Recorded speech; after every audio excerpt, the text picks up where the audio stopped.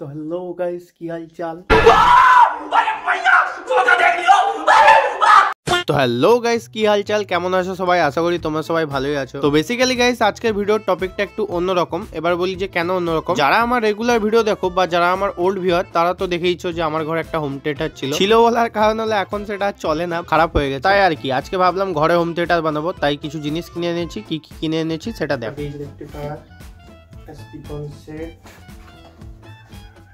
একটা capacitor কিলটনের, desoldering wire আর একটা desoldering wire.